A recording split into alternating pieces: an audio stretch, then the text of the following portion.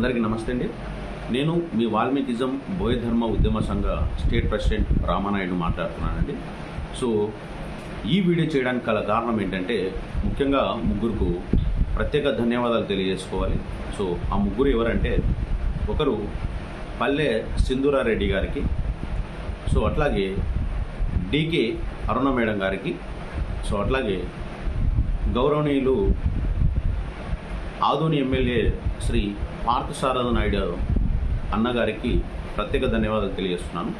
So ఎందుకంటే వీరు చాలా అద్భుతంగా అసెంబ్లీలో మనం చూసాం.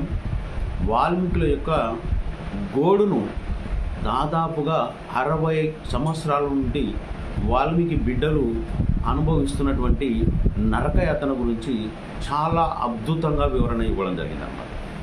సో ముందుగా మీ ముగ్గురికి మా వాల్మీకి బిడ్డల తరపున ప్రత్యేక ధన్యవాదాలు తెలియజేసుకుంటున్నాము.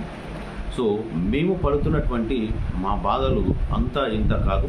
సో వాటన్నిటినీ మీరు అసెంబ్లీలో, పార్లమెంట్లో వినిపించేందుకు మీకు ప్రత్యేక ధన్యవాదాలు తెలియజేసుకుంటున్నాము. సో అట్లాగే నేను అడిగేది ఏంటంటే, మీకు ఇంకా చాలామంది ఎమ్మెల్యేలు, ఎంపీలు ఉన్నారు. అయ్యా, మీరు మా ఓట్లతో గెలిచారు, అమ్మ మీరు మా ఓట్లతో ఎమ్మెల్యేలు అయ్యారు.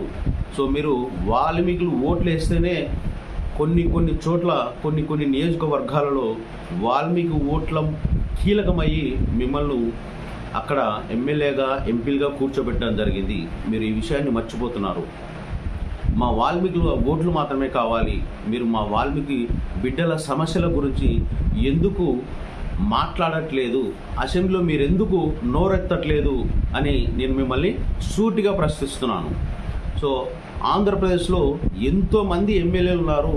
అయ్యా, మీకెందుకు మా వాల్మీకుల గోడు వినిపించట్లేదా, కనిపించట్లేదా? ఎంతమంది నరకయాతన పడుతున్నారు. అయ్యా, ఊర్లే ఖాళీ చేసి మూటెమ్ముల సర్దుకొని బతకడానికి వెళ్తున్నారు. సో ఎంతమంది బిడ్డలు నరకయాతన అనుభవిస్తున్నారు, ఎంతమంది చనిపోతున్నారు. ఎందుకు మీరు మమ్మల్ని మేము కొత్తగా కోరట్లేదయ్యా, మిమ్మల్ని ఎస్టీలో చేర్చమని మేము అడగట్లేదు. మమ్మల్ని ఎస్టీలో ఉన్న వాళ్ళని తీసి బీసీలుగా చేయడం జరిగింది. ఒకే రాష్ట్రంలో ఒకచోట ఎస్టీలుగా, ఒకచోట రాయలసీమ ప్రాంతంలో బీసీలుగా ఉంటున్నాం మేము. సో అందుకే మేము మమ్మల్ని ఎస్టీలో ఉన్నటువంటి వాళ్ళని తీసి వేయడం జరిగింది. సో మళ్ళీ కలపండి అని మాత్రమే మిమ్మల్ని మేము ప్రశ్నిస్తున్నాము. దయచేసి ప్రతి ఒక్క ఎమ్మెల్యే గారు గుర్తుపెట్టుకొని మిమ్మల్ని మళ్ళీ వేడుకుంటున్నాము. మా వాల్మీకి సమస్యను, మా వాల్మీకి బిడ్డల ఆత్మగౌరవాన్ని మీరందరూ కూడా రక్షించే బాధ్యత తప్పక తీసుకోవాలి. మీరు ఓట్లు వేసుకున్నంత మాత్రాన ఇంకా అయిపోలేదు అని చాలామంది అనుకుంటారు. మాకు ఇది చాలా రోజుల నుంచి చూస్తున్నాము. ఎన్నో సంవత్సరాల నుంచి, దాదాపుగా 60 సంవత్సరాల నుంచి చూస్తూ ఉన్నాము. మేము మాతో ఓట్లు ఇచ్చుకుంటారు.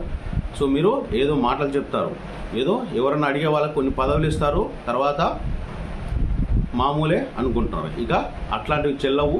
సో మీరు ఖచ్చితంగా మాట్లాడాల్సిందే. ఒకవేళ మీరు పట్టించుకోకపోతే నెక్స్ట్ మిమ్మల్ని పక్కాగా ఓడించడం కూడా ఖాయంగా అని మేము హెచ్చరిస్తూ మీకు మా వాల్మీకులు తరపున మాట్లాడాల్సిందిగా కోరుకుంటూ సెలవు తీసుకుంటాను. అందరూ కూడా, ప్రతి ఒక్క ఎమ్మెల్యే కూడా మా వాల్మీకుల గోడును అసెంబ్లీలో వినిపించవలసిందిగా మరొకసారి మీకు తెలియజేస్తూ ధన్యవాదాలు. Thank you.